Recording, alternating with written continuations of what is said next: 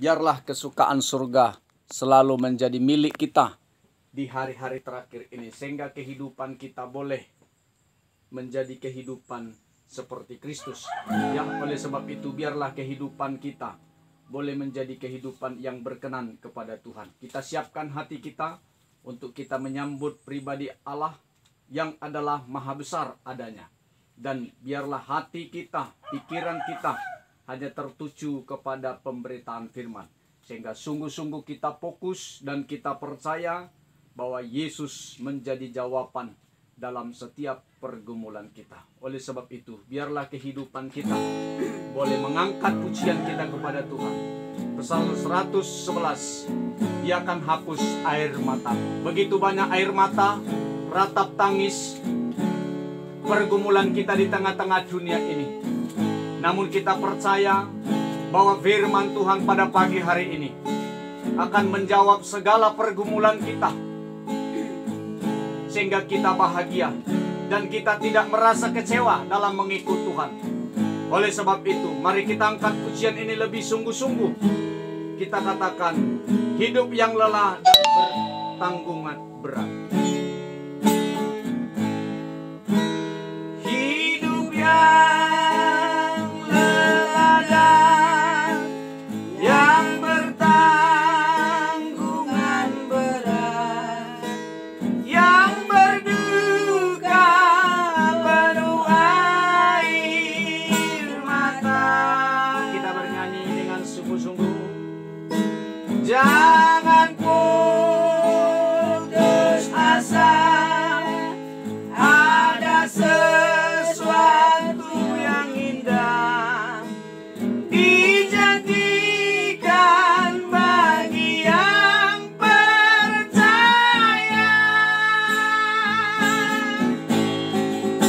Dia akan hapus air matamu. Tiada lagi ratap dan tangisan. Tiada duka atau perkabungan. Dia jadikan semua baru. Ayat yang kedua, firman-Nya berkata, firman-Nya berkata, Aku Allah dan air yang haus akan aku segarkan. Yang tekun dan benar mendapatkan semuanya, hidup bersama Dia selamanya. Dia akan hapus air matamu. Dia akan hapus air matamu. Tiada lagi ratap dan tangisan. Tiada duka atau perkabungan. Dia jadikan semua baru. Ayat yang ketiga, kita bangkit berdiri. Nantikan, rindukan kota Allah yang mulia, Yerusalem turun dari surga. Yang kuat indah bercahaya bagai belai wanita. Mempelai prianya.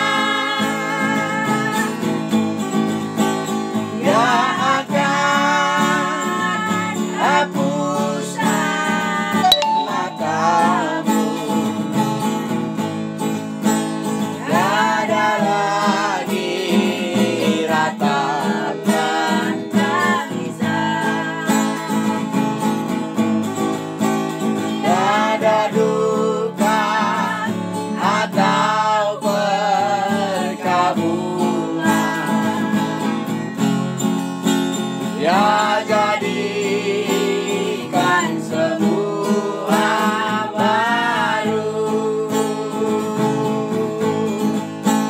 ya jadikan semua baru.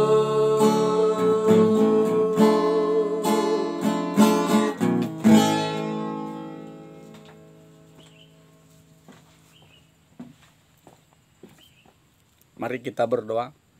Engkau akan menjadikan semua baru Tuhan, dan kami boleh menikmati kebahagiaan sorga bersama dengan Engkau. Dan Engkau akan menghapus segala kemustahilan dari kehidupan kami. Air mata berubah menjadi sukacita, bahagia selama-lamanya. Sebab Engkau telah menjawab segala permasalahan dan pergumulan kami. Terima kasih atas segala kebaikan dan kemurahan-Mu bagi kami pada pagi hari ini, di mana Engkau masih mengizinkan kami boleh ada Tuhan. Teristimewa kami masih Engkau perbolehkan boleh beribadah, menikmati hadirat-Mu pada pagi hari ini. Itu semua bukan karena kebaikan kami, tetapi itu semua karena kemurahan-Mu dalam kehidupan kami. Biarlah kami boleh mampu untuk memandang korban-Mu yang sudah tersembelih dan tersalib di kayu salib, sehingga sungguh-sungguh kami tidak pernah Tuhan murtad dan meninggalkan Engkau, dan selalu menjunjung tinggi korban-Mu dalam setiap kehidupan kami. Apapun pergumulan dan permasalahan kami pada pagi hari ini Tuhan, kami yakin Engkau akan menjawab segala sesuatunya lewat kuasa firman penciptaan-Mu pada pagi hari ini. Terima kasih buat anugerah dan kasih sayang-Mu yang sempurna bagi kami pada pagi hari ini. Dan Engkau telah mengulurkan tangan-Mu yang penuh kasih untuk tetap menggendong, memeluk kami, bahkan menghapus segala air mata kami Tuhan. Dan urapilah kami semua pada pagi hari ini, baik telinga, hati, dan pikiran kami, agar kami sungguh-sungguh percaya, yakin Tuhan kepada firman-Mu, bahkan mampu untuk mempraktekkan firman-Mu dalam setiap kehidupan kami. Terutama Engkau mengurapi bibir mulut hamba-Mu untuk mampu menyampaikan isi hati-Mu dengan benar, bahkan menyampaikan isi hati-Mu dengan jelas, dengan murni, bahkan dalam kasih sayang-Mu, sehingga sungguh-sungguh firman-Mu menjadi jawaban dan menjadi uluran tangan-Mu bagi setiap perjalanan kehidupan kami Tuhan. Sehingga sungguh-sungguh kehidupan kami tidak perlu ragu-ragu akan segalanya, tetapi kami mampu untuk mengangkat kedua tangan kami, bisa menyembah Engkau Tuhan. Terima kasih buat kemurahan dan kebaikan-Mu. Teristimewa kami boleh berdoa bagi pendengar FB dan juga YouTube dimanapun mereka berada. Jika mereka Tuhanku berkesusahan, Engkau hiburkan. Jika mereka sakit, Engkau sembuhkan. Dimanapun mereka berada, bilur-bilur-Mu sanggup untuk menyembuhkan mereka. Dan kami percaya Tuhan, apapun pergumulan mereka pada pagi hari, dimanapun mereka berada saat ini, Engkau sebagai sumber jawaban bagi mereka. Terpuji dan termulialah Engkau Tuhan. Namun jikalau ada kuasa kegelapan, roh jahat, setan, iblis yang ingin mencoba mengganggu hati pikiran kami, lewat roh najis, roh ngantuk, main-main keras hati, kami usir, kami tolak dalam nama Yesus. Engkau pergi dari tempat ini. Darah Yesus yang berkuasa. Mohon kemurahan-Mu, mohon belas kasih-Mu Tuhan. Bukakan firman-Mu bagi kami pada pagi hari ini, karena kami siap untuk menyambut pribadi-Mu Tuhan. Berfirmanlah Engkau pada pagi hari ini. Kami membuka hati kami dan kami alaskan doa kami hanya di dalam satu nama yang besar, nama yang ajaib, nama yang berkuasa, yaitu Tuhan Yesus Kristus, Kepala Gereja Mempelai Pria Surga. Amin. Silakan duduk kembali. Salam sejahtera bagi kita semua. Ya, selamat pagi, selamat beribadah kembali bagi kita sekalian. Kita tetap boleh bersyukur, berterima kasih kepada Tuhan pada pagi hari ini, di mana Tuhan masih memberikan kesempatan bagi kita untuk menikmati kemurahan Tuhan, bahkan untuk menikmati anugerah Tuhan. Teristimewa menikmati firman pada pagi hari ini, sehingga sungguh-sungguh kita boleh tergembala dengan benar dan kita boleh bahagia di tengah-tengah perjalanan kehidupan kita, ya, menuju kepada kota Yerusalem baru, sehingga kehidupan kita tidak pernah kecewa dan kita tidak pernah putus asa dalam menghadapi pergumulan. Karena kita tahu bahwa ketika kita boleh melakukan firman, menuruti firman, maka kita akan bahagia. Ya, semoga pada pagi hari ini kita boleh mendapatkan damai sejahtera daripada Tuhan, dan kita tetap bersyukur kepada Tuhan atas apa yang Tuhan anugerahkan bagi kita pada pagi hari ini. Kita sudah masuk dalam minggu yang ketiga, ya, di dalam bulan Oktober 2020, dan tidak lama lagi kita akan memasuki bulan ke-12, ya, untuk merayakan hari Natal.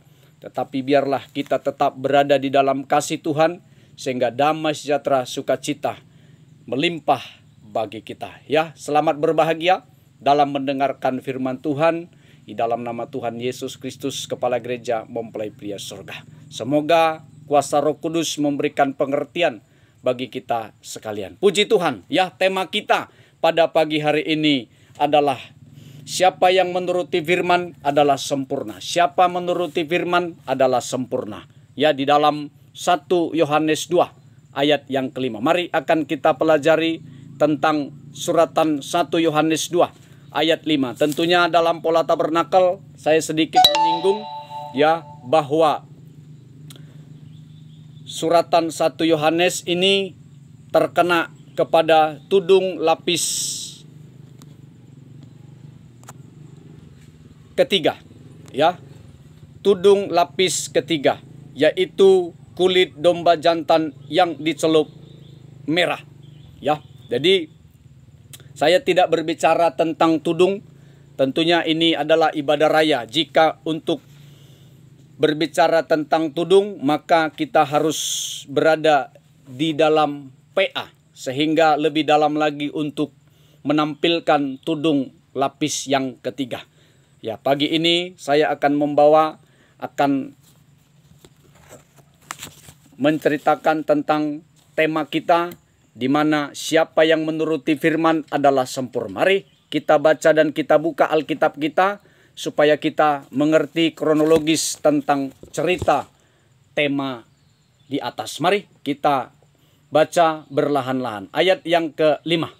Tetapi barang siapa menuruti firman-Nya, di dalam orang itu sungguh sudah sempurna kasih Allah. Dengan itulah kita ketahui bahwa kita ada di dalam Dia.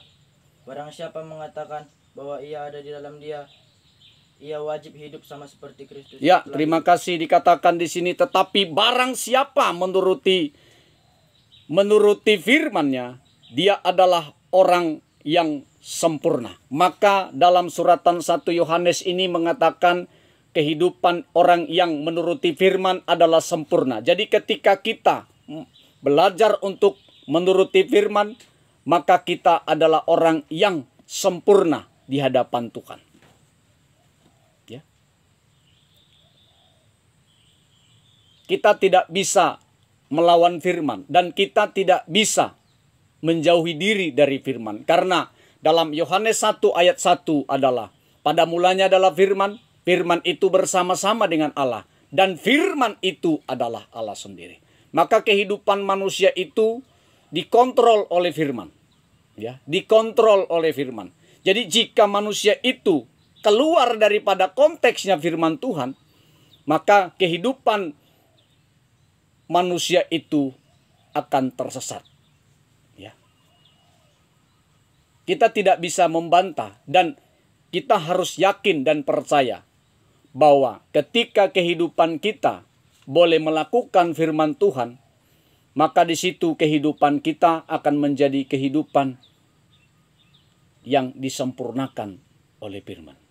Maka jangan pernah melawan firman. Jika firman itu ada tertulis dalam Alkitab, mari kita belajar untuk melakukan firman itu. Jadi praktek daripada orang yang menuruti firman ini adalah satu, dia adalah sempurna. Ya.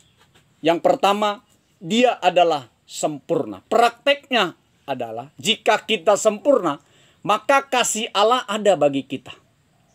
Itu. Kasih Allah ada bagi kita. Tentu kita tahu dalam 1 Korintus tentang kasih. Coba kita ke sana dulu sedikit.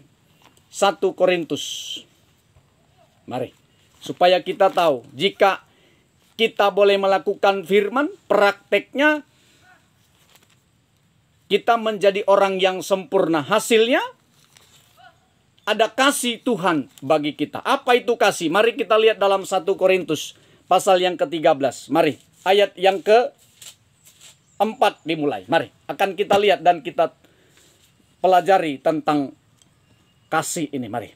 Kasih itu sabar. Ya, yang pertama itu kasih itu sabar. Jadi ketika kita ada kasih Allah dalam hati pikiran kita, maka kita akan selalu memiliki kesabaran dalam menunggu waktunya Tuhan. Nah, ini. Dalam menunggu waktunya Tuhan. Ya. Seringkali manusia itu tidak bersabar dalam menantikan janji Tuhan dalam kehidupannya. Sehingga dia membuat gebrakan dalam kehidupannya. Maka dalam suratan ataupun kitab Wahyu 3 dikatakan bahwa jika Tuhan yang sudah membuka pintu, maka tidak satupun orang yang mampu menutupnya. Ya, jadi jika Tuhan, waktunya Tuhan belum tiba bagi kita, jangan coba-coba mengubah waktu Tuhan itu bagi kita. Nanti kita akan gagal dalam segalanya. Maka dikatakan tadi dalam ayat yang keempat, kasih itu sabar. Itu pertama kali. Ya, jadi ketika kita boleh melakukan firman Tuhan, ya, belajar untuk melakukan firman Tuhan, maka kita sempurna. Prakteknya, hasilnya ada kesabaran di dalam kehidupan kita. Ya, lanjut ayat seterusnya. Kasih itu murah hati. Kasih itu murah hati. Ya, murah hati, suka memberi. Jadi anak Tuhan, hamba Tuhan itu kalau sudah ada firman di hatinya, ya, maka dia suka memberi. Jadi orang yang suka memberi itu akan berlipat-lipat kali ganda berkatnya. Ya, jadi mari kita suka memberi, ya, suka memberi. Bukan artinya kita memberi uang begitu banyak, enggak ya. Apapun yang kita beri itu sudah dicatat oleh malaikat Tuhan. Ya, lanjutkan. Ia tidak cemburu. Ia tidak cemburu. Lanjut. Ia tidak memegahkan diri. Ia tidak memegahkan diri, tidak sombong. Ya, tidak memegahkan diri, tetapi jika kasih itu ada dalam hati kita, dalam hidup kita, maka kita akan selalu merendahkan hati. Ya. Merendahkan hati, bukan meninggikan hati. Ya. Ini dia. Maka selanjutnya, ia tidak melakukan yang tidak sopan dan tidak mencari keuntungan diri sendiri. ya. Ia tidak pemarah dan tidak menyimpan kesalahan orang lain. Ya. Terus Ia tidak bersukacita karena ketidakadilan, tetapi ia bersukacita karena kebenaran. teruskan. Ia menutupi segala sesuatu, percaya segala sesuatu, mengharapkan segala sesuatu, sabar menanggung segala sesuatu. Sabar. Ya. Kasih itu menutupi segala sesuatu. Ini dia. Jadi kasih itu selalu menutupi. Jadi jika ada kekurangan, kesalahan orang lain, kita harus menutupinya. Karena ketika kita boleh melakukan firman Tuhan, maka kita akan menjadi sempurna. Jadi tidak perlu kesalahan orang lain kita beber-beberkan, tidak perlu. Justru kita tutup-tutup. Ya, kita tutupi. Karena jelas dikatakan, ya, ayat yang ke-7, ia menutupi segala sesuatu, percaya segala sesuatu, mengharapkan segala sesuatu, sabar menanggung segala sesuatu, bersabar. Ya, bersabar menderita bersama dengan Tuhan. Itu praktek. Ya, itu praktek orang yang menuruti firman. Jadi mari kita bersabar menantikan waktunya Tuhan dalam kehidupan kita. Sehingga setan tidak bisa mengintimidasi kita. Ya.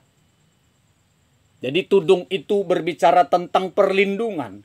Firman itulah yang menjadi perlindungan atas kita sekalian. Firman yang bagaimana?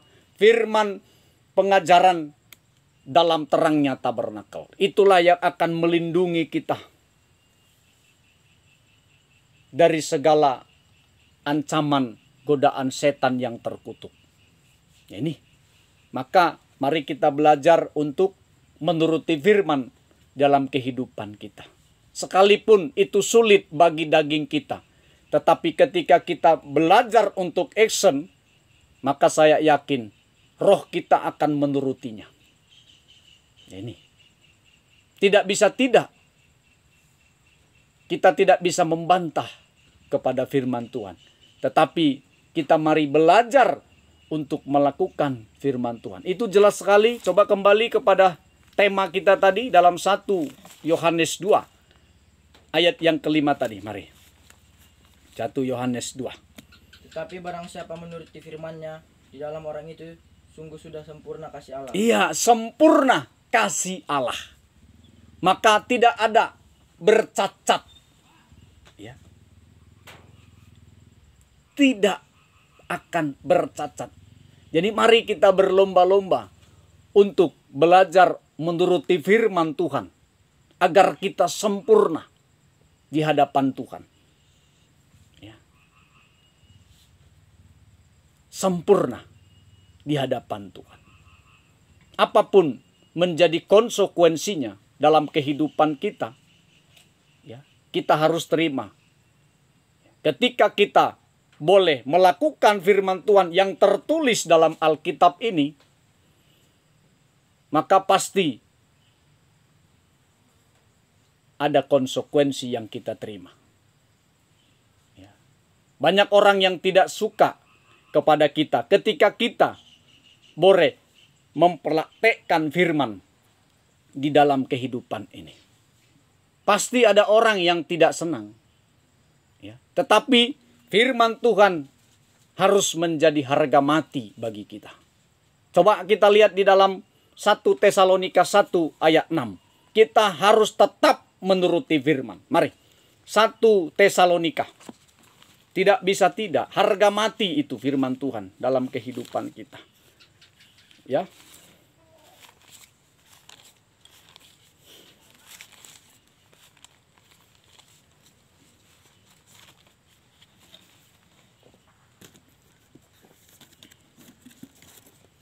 Mari dibaca dalam 1 Tesalonika.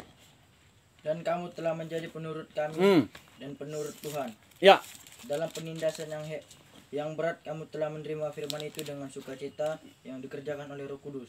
Ya, dikatakan di sini dalam ayat yang ke-6, dan kamu telah menjadi penurut kami dan penurut Tuhan. Dalam penindasan yang berat, kamu telah menerima firman itu dengan sukacita yang dikerjakan oleh Roh Kudus. Jadi seberat apapun yang kita hadapi, ya, permasalahan yang begitu berat datang bagi kita, Tuhan selalu hadir untuk menolong kita. Sebab apa? Sebab kita telah belajar untuk mentaati, menuruti firman Tuhan. Ini jelas sekali. Ya, dikatakan oleh Rasul Paulus kepada jemaat yang ada di Tesalonika. Dan kamu telah menjadi penurut kami dan juga penurut Tuhan. Jadi ketika pendetanya itu menasehati kita, ya mbok dituruti. Ya. Kalau kita menuruti apa yang pendetanya katakan, maka otomatis kita menuruti Tuhan. Karena hamba Tuhan itu adalah utusan Tuhan. Ya. Jadi mari kita belajar untuk melakukan firman Tuhan dalam hidup kita. Agar kita menjadi sempurna. Jadi praktek orang yang menuruti firman, hasilnya satu tadi, kasih Allah ada dalam kehidupan kita.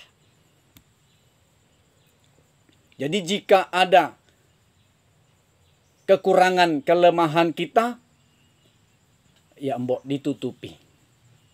Ya. Mari kita tutupi. Supaya hidup kita semakin hari berkenan kepada Tuhan. Ya, berkenan kepada Tuhan. Dan kasih itu akan selalu memerdekakan kita. Semoga kita mengerti.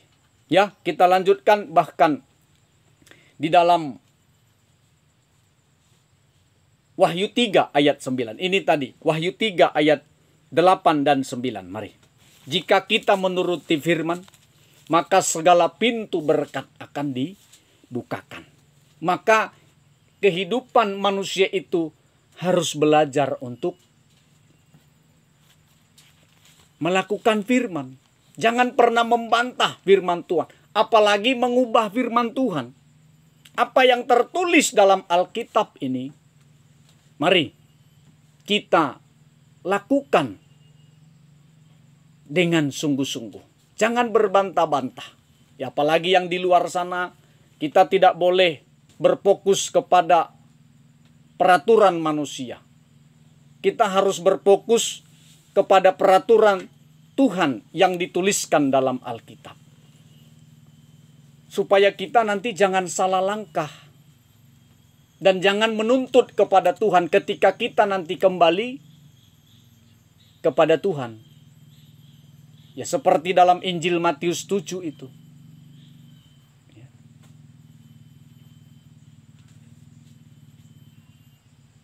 Ya. Apa dalam Injil Matius 7? Mari kita lihat dulu sebentar ke sana. Injil Matius pasal yang ke-7. Mari.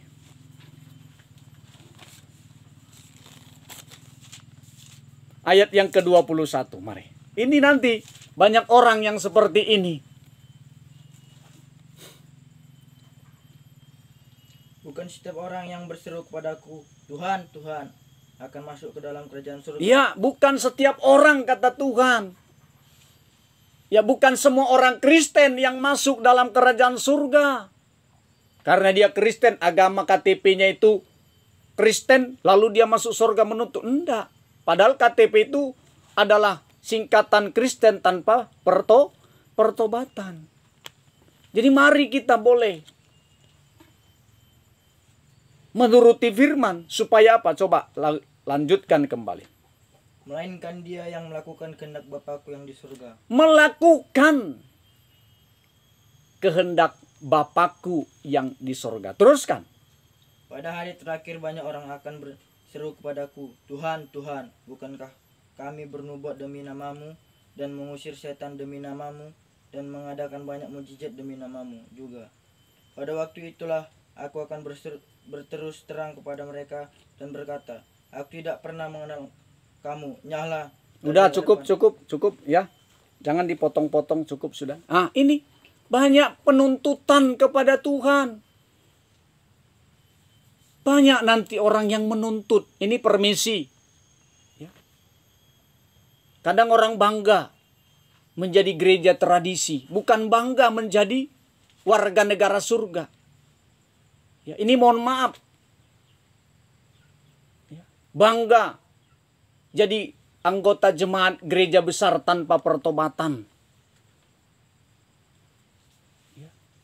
Banyak orang malu datang ke gereja kecil. Apalagi perintisan, belum ada jemaat banyak. Malu. Ini mohon maaf. Ya.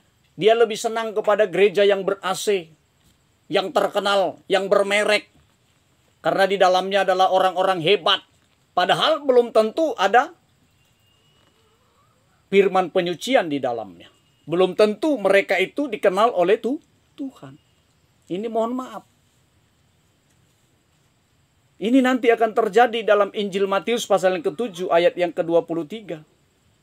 Atau ayat yang ke-22. Pada hari terakhir banyak orang akan berseru kepadaku, Tuhan, Tuhan, bukankah kami bernubuat demi namamu dan mengusir setan demi namamu dan mengadakan mujizat demi namamu? Tapi Tuhan Yesus berterus terang kepadanya, pada waktu itu aku akan berterus terang kepada mereka dan berkata kepada mereka, aku tidak pernah mengenal kamu, enyahlah daripadaku, kamu sekalian pembuat kejahatan.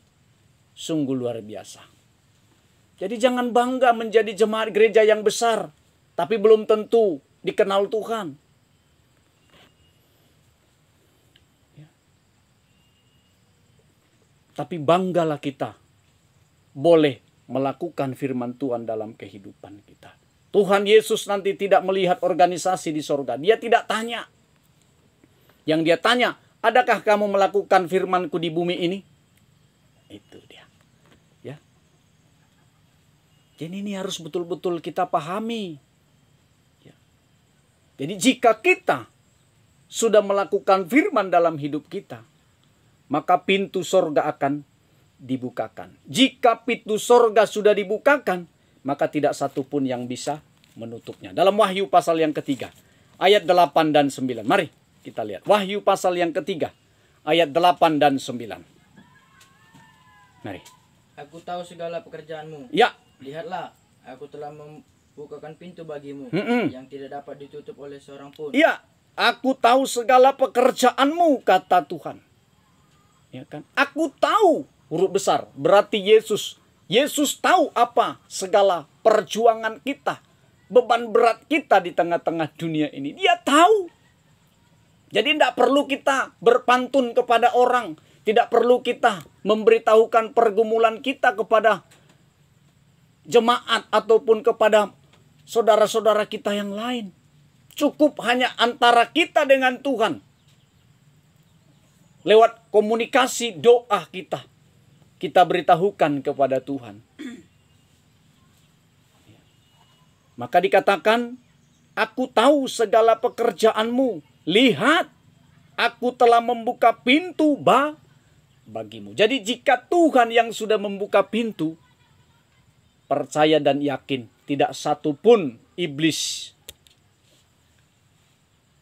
mampu menutup pintu itu sendiri. Ini harus kita yakini. Saya yakin ini, saya tertarik. Ya, saya sangat tertarik ini. Tema ini. Ya. Lanjutkan. Aku telah membuka. Aku tahu bahwa. Ya. Aku tahu bahwa kekuatanmu tidak seberapa. Namun engkau menuruti firman-Ku dan engkau tidak menyangkal namaku.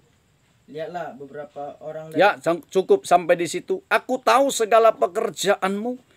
Lihatlah, aku telah membuka pintu bagimu yang tidak dapat ditutup oleh siapapun. Aku tahu bahwa kekuatanmu tidak seberapa. Tuhan tahu betapa beratnya pergumulan kita. Kekuatan kita hanya setitik. Dia tahu apa yang kita gumuli di tengah-tengah dunia ini. Dia tahu. Maka dia memberikan kekuatan baru lewat kuasa firman penciptaan itu. Sehingga pintu dibukakan. Bukan hanya pintu berkat dibukakan bagi kita, tetapi pintu sorga boleh terbuka bagi kita. Itulah praktek daripada kita menuruti firman dalam kehidupan kita. Hasilnya dicurahkan berkat atas kita. Ya, dicurahkan berkat atas kita. Semoga kita mengerti tentang firman ini. Jadi mari sungguh-sungguh kita di pagi hari ini boleh melakukan firman Tuhan sampai Tuhan datang kembali kedua kali. Sehingga kita tidak pernah khawatir akan hidup kita. Tetapi semakin menikmati berkat Tuhan di tengah-tengah kehidupan nikah rumah tangga. Bahkan di tengah-tengah pekerjaan kita. Ya. Tapi harus belajar untuk melakukan firman Tuhan. Ya, ini dia. Harus belajar untuk melakukan firman Tuhan dalam hidup kita. Ini. Jadi ketika kita boleh belajar untuk menuruti firman, maka pintu akan dibukakan. Tidak cukup hanya tidak sampai pintu dibukakan bagi kita. Ya. Bukan tidak cukup hanya pintu berkat dicurahkan, tapi sampai pintu keselamatan, pintu sorga itu terbuka bagi kita. Sesudah kita mempelajari tentang firman itu, maka kita harus mengerti firman Tuhan. Maka saya berulang-ulang katakan kepada saudara-saudaraku yang kasih, mari kita mengerti tentang firman Tuhan, sehingga kita tidak salah praktek nantinya. Mari kita lihat dalam Injil Matius pasal yang ke-13 ayat 51. Harus mengerti tentang perkataan Tuhan, sehingga tidak salah untuk melakukan firman itu ataupun mempraktekkannya dalam hidup kita. Tidak salah. Mari ayat yang ke-51. Mengertikah kamu semuanya? Nah, itu pertanyaan Yesus kepada murid-muridnya. Dikatakan bahwa mengertikah kamu semua itu? Mereka menjawab, ya kami mengerti. Itu dia. Seharusnya ketika kita ada kuasa Roh Kudus dalam hati pikiran kita, maka kita pasti mengerti pemberitaan firman ini. Ya, terima kasih. Ya, ini pasti kita mengerti. Jadi mari kita belajar untuk taat dengar-dengaran kepada firman Tuhan. Telinga kita arahkan kepada pemberitaan firman Tuhan, sehingga kita boleh mengerti tentang suara Tuhan. Dan kita tidak akan pernah salah langkah dan tidak pernah tersesat, saya yakin. Karena suara Tuhan itu selalu muncul dalam telinga kita. Ya. Namun sebaliknya, banyak orang menutup telinga untuk firman, sehingga yang masuk adalah bisikan setan simbolis. Ya. Dan hidup manusia yang menutup telinga kepada firman Tuhan, hidupnya akan binasa. Neraka selama-lamanya. Ya. Neraka selama-lamanya. Ini yang harus kita ketahui supaya hidup kita menjadi kehidupan yang berkenan kepada Tuhan. Ya. Ini. Dan kita harus mengerti tentang firman. Sebagaimana Yesus bertanya kepada para muridnya. Dikatakan, mengertikah kamu semuanya itu? Mereka menjawab, ya kami mengerti. Itu dia. Jadi dia tidak ragu-ragu lagi kepada firman Tuhan. Bahwa segala sesuatu, apapun pergumulannya, firman Tuhan menjadi jawabannya. Ya, ini.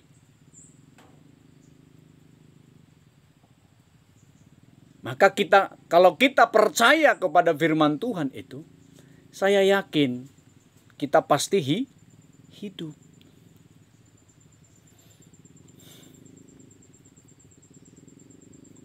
Ini mohon maaf juga, ya. Kembali lagi saya mohon maaf. Seringkali orang hanya datang ke gereja itu bukan cari firman, tapi pamer harta. Ya.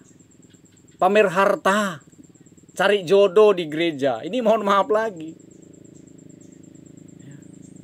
Gereja bukan ajang untuk pamer harta. Bukan ajang untuk cari jodoh di gereja. Di gereja itu untuk mencari Tuhan.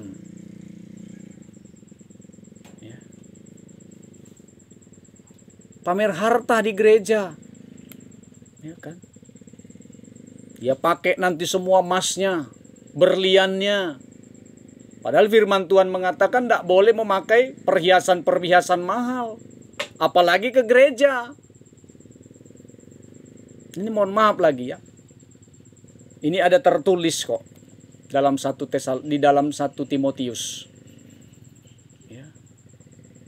Supaya kita mengerti arti daripada ibadah. Jadi kalau kita menuruti firman Tuhan yang tertulis, maka kita akan hidup. Mari kita lihat dalam Yohanes 5 ayat 24. Mari. Injil Yohanes 5 ayat yang ke-24. Injil Yohanes 5 ayat yang ke-24. Mari. Aku berkata kepadamu, Ya. sesungguhnya barang siapa mendengar perkataanku dan percaya kepada Dia yang memutuskan aku, ia mempunyai hidup yang kekal dan tidak turut dihukum. Sebab ia sudah pindah dari dalam maut ke dalam hidup. Ini dia. Hidup. Jelas sekali dalam Injil Yohanes ini dikatakan, aku berkata kepadamu. Berarti kepada individu, kepada kita semua. Sesungguhnya, itu dikatakan, barang siapa mendengar perkataan, berarti telinga. Makanya saya katakan, telinga kita itu harus kita arahkan kepada pemberitaan firman. Jangan diarahkan kepada pemberitaan gosip-gosip, lawak-lawak. Ya, ini jelas.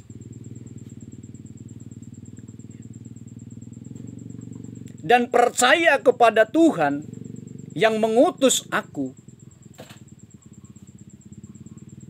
Ia mempunyai hidup yang kekal dan tidak turut dihukum, sebab ia telah pindah dari maut ke dalam hidup. Ini jelas sekali firman Tuhan yang mengatakan.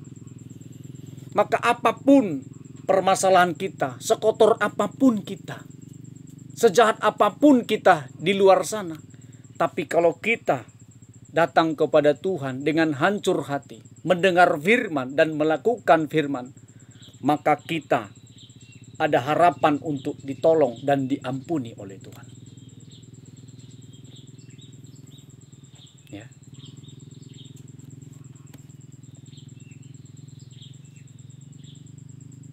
Ada harapan dan pengampunan diberikan Tuhan bagi kita. Ini yang perlu kita ketahui dalam kehidupan kita. Sehingga kehidupan kita tidak turut dihukum. Tetapi kita diberikan keselamatan yang kekal selama-lamanya. Ini. Ya. Jadi mari kita belajar untuk menuruti firman dalam kehidupan kita. Supaya kita jangan dihukum. Supaya kita jangan binasa. Tetapi beroleh hidup yang kekal. Ya. Beroleh hidup yang kekal. Manusia tidak ada yang sempurna. Ya. Manusia hatinya keras. Itu diadopsi dari manusia yang pertama. Tapi mari ketika kita sudah mendengar firman, kita belajar untuk melembutkan hati kita. Supaya hidup kita menjadi kehidupan yang berbahagia di tengah-tengah dunia ini. Ya. Dan kita tidak turut dihukum. Ya, jadi mari kita percaya kepada firman Tuhan supaya kita hidup. Dan plus ketika kita boleh menuruti firman Tuhan, kita otomatis menjadi pelaku firman Tuhan. Dalam dalam suratan Yakobus 1 ayat 22 sampai ayat yang ke-25. Mari kita buka Alkitab kita. Jadi tidak cukup hanya mendengar, tidak cukup hanya percaya, tetapi kita harus menjadi pelaku firman. Dalam suratan Yakobus 1 ayat 22 sampai 25. Mari. Suratan Yakobus. Tetapi hendaklah kamu menjadi pelaku firman. Tetapi hendaklah engkau menjadi pelaku firman. Hendaklah engkau. Itu kata firman Tuhan. Jadi tidak cukup hanya percaya, tidak cukup hanya mendengar, tapi harus mempraktekkan firman dalam kehidupan kita. Tadi saya katakan dalam Injil Yohanes 5, kalau kita melakukan firman, ya, percaya pada firman, maka kita akan hidup. Maka dalam Yakobus, suratan Yakobus mengatakan kita harus menjadi pelaku firman. Jadi ketika kita sudah menjadi pelaku firman, saya yakin berkat itu akan tercurah atas kita. Coba dilanjutkan kembali dalam Yakobus 1 ayat 22 sampai 25 tadi.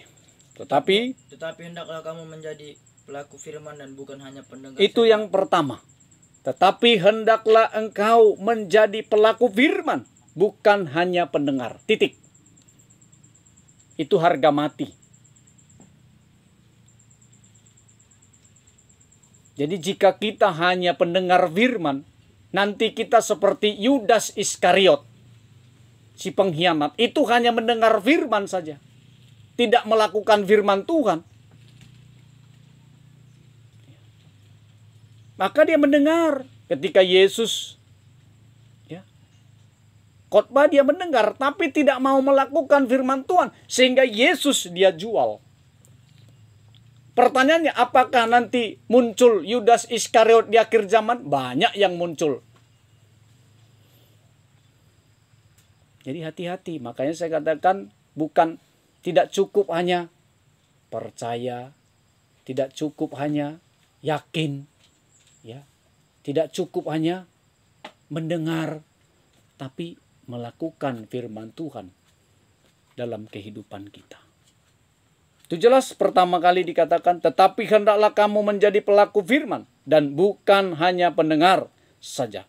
Sebab jika tidak demikian, kamu menipu diri sendiri. Nah, itu lebih ngeri lagi. Jadi kalau kita tidak melakukan firman, kita menipu. Ya kan? Berilah maka kita akan diberi. Kita tidak mau memberi. Firman Tuhan katakan, ya kan? Kuduskan hari Sabat, tapi kita tidak mau gereja. Ya kan? Lalap di lapo tuak, lalap di kolam pancing. Ya kan? Lalap di meja judi, lalap di kedai kopi. Ini mohon maaf lagi.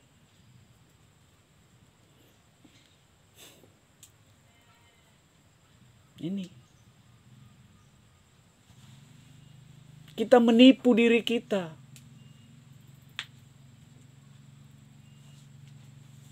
Ini kan kasihan kehidupan kita seperti ini.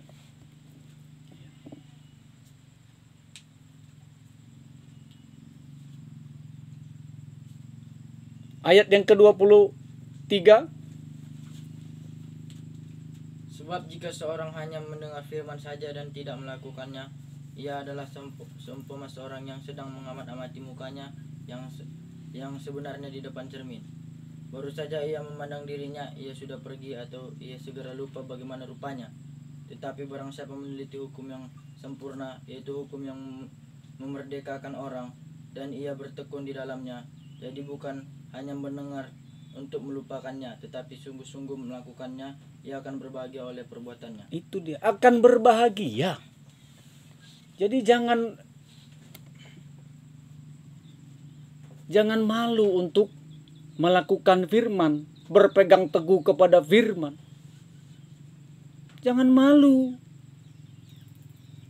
Ya. Kalau firman Tuhan katakan jangan berbohong, ya jangan berbohong. Kalau firman Tuhan tertulis dikatakan jangan melakukan adat istiadat, ya jangan melakukan adat istiadat. Ya kan, jangan takut ditinggalkan oleh orang, oleh sahabat, oleh keluarga.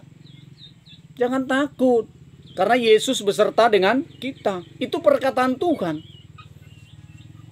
Ya kan? Kalau perkataan Yesus kita lakukan, maka kita tidak akan pernah kecewa. Tapi kalau perkataan orang lain yang kita pegang, peraturan-peraturan gereja yang kita pegang, kasihan kita. Mungkin manusia berteman dengan kita, tapi Tuhan meninggalkan kita. Ya, lebih bagus kita dibenci oleh manusia daripada dibenci oleh Tuhan. Harus bayar harga. Ya kan? Kita mengaku Kristen, tapi praktek dalam hidup kita bukan Kristen. Ya. Praktek dalam hidup kita seperti orang yang tidak beragama. Gitu loh.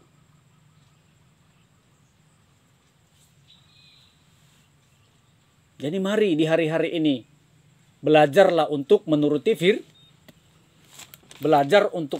firman supaya kita sempurna hidup di dalam firman itu.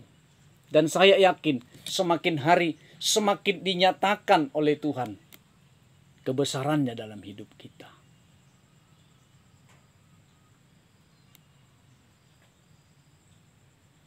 Ya. Jadi jangan takut kita dihina, jangan takut kita dibenci, ya. Jangan kecut dan jangan berkecil hati.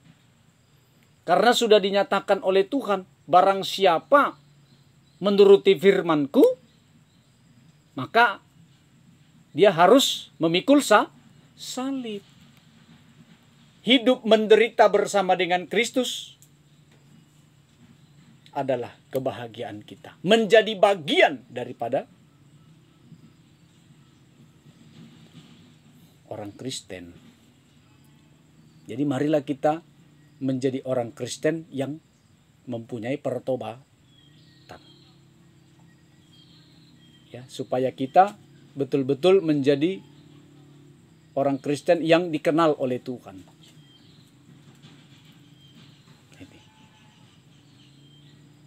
Ini. Jadi semoga kita mengerti tentang firman ini. Jadi kalau kita sudah belajar untuk menuruti firman, maka pastinya kita suka berkorban. Ya, sukalah berkorban, sukalah memberi. Supaya apa? Supaya Tuhan memberkati kita. Dalam 2 Korintus 9 ayat 6 sampai 8. Mari kita lihat. Ini mungkin ayat yang terakhir menutup ibadah pemberitaan firman pada siang hari ini. Mari. 2 Korintus 9 ayat 6 sampai 8. Mari. Camkanlah ini berarti ingatlah ini, kata firman Tuhan dalam 2 Korintus. Terus, orang yang menabur sedikit akan menuai sedikit. Jangan menuntut kita. Kalau kita menabur sedikit, jangan menuntut hasilnya banyak. Ya. Kalau ingin banyak hasilnya, ya, berilah dengan banyak pula. Di sini, ini mohon maaf kembali, sudah dengar firman, sudah tahu firman, tapi pelit untuk memberi. Ingat, ya, orang pelit tidak masuk surga. Ya, orang pelit tidak masuk surga. Itu jelas. Orang kikir tidak masuk surga. Saya akan buka ayatnya supaya ya kita tahu juga. Ya. 1 Korintus 6 ayat yang ke-2. Mari kita lihat dulu supaya di luar sana juga tahu.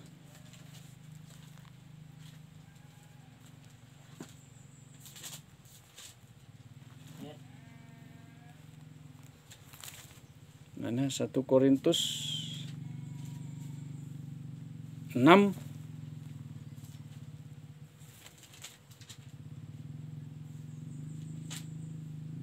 ayat 9. Atau tidak tahukah kamu bahwa orang-orang yang tidak adil tidak akan mendapat bagian dalam kerajaan Allah? Janganlah sesat, orang cabul, penyembah berhala, orang berzina, banci, orang pemburit, pencuri, orang kikir. Nah, coba agak kencang diulangi 2 Korintus. 1 Korintus 6 ayat 10. Nah, 1 Korintus 6 ayat 10. Mari supaya di luar sana juga tahu, supaya jangan nanti orang kita mempertahankan kekikiran, kita bilang hemat pangkal kaya. Nah, ini salah. Ikut Tuhan itu tidak boleh kali-kali dibawa dalam mengikut Tuhan. Ya. Tapi yang dipakai dalam mengikut Tuhan itu adalah bagi-bagi. Ya. Supaya kita paham. Jadi kalau kita mengatakan Kristen tapi pelit, jangan harapkan Anda masuk surga. Itu firman Tuhan yang mengatakan. Coba dibaca kembali, diulangi. Mari. Pencuri, orang kikir. Tidak, ayat yang kedua diulangi. Atau tidak tahukah kamu? Atau tidak tahukah kamu bahwa orang-orang yang tidak adil tidak akan mendapat bagian dalam kerajaan Allah? Ya. Janganlah sesat. Janganlah sesat. Orang cabul. Penyembah berhala. Orang berzina. Banci. Orang pemburit. Pencuri. Orang kikir. Pemabuk. Pemfitnah. Dan penipu tidak akan mendapat bagian dalam kerajaan Allah. Itu dia. Tidak mendapat bagian kerajaan Allah. Orang kikir, orang pelit.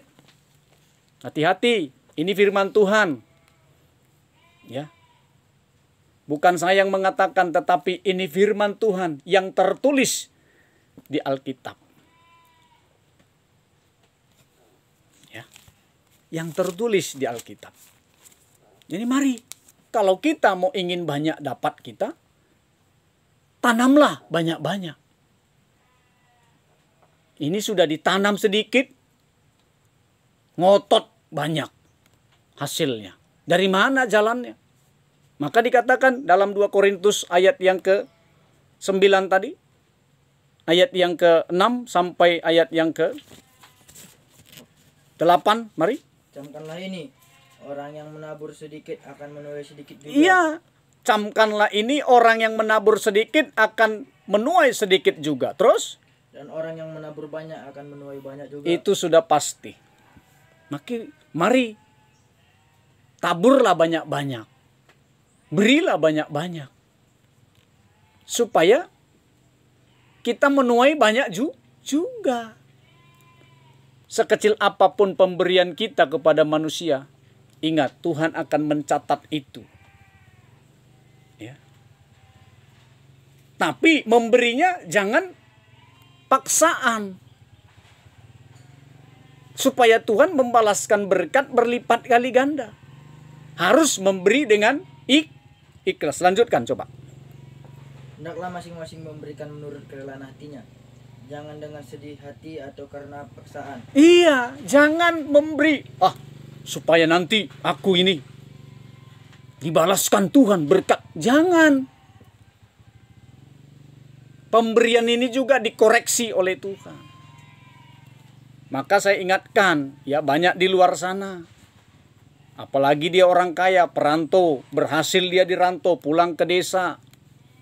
Ya kan, memberikan persembahan itu supaya dilihat orang. Ini jangan. Firman Tuhan mengatakan, jika tangan kanan memberi, jangan tahu tangan kiri.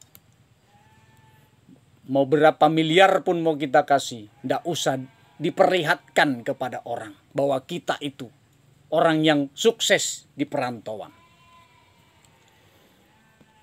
Tapi jadilah orang yang rendah hati. Supaya aku dilihat orang bahwa aku kaya.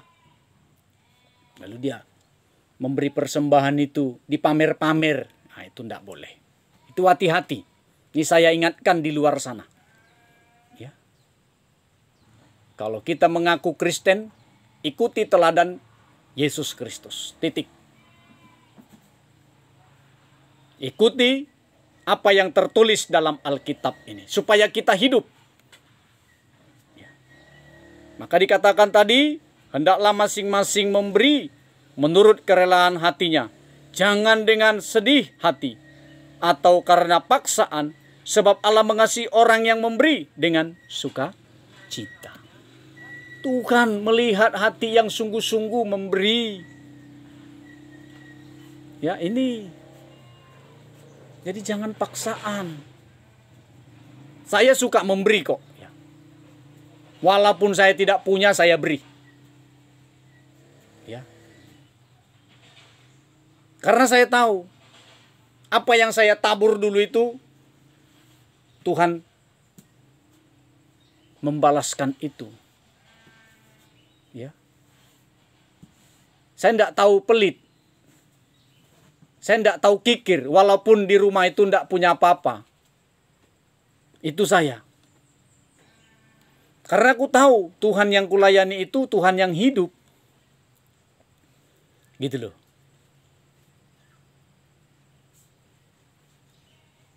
Ada aja jalan Tuhan memberi. Ya, karena apa? Karena saya suka memberi. Bukan soal banyaknya, bukan saya uangnya.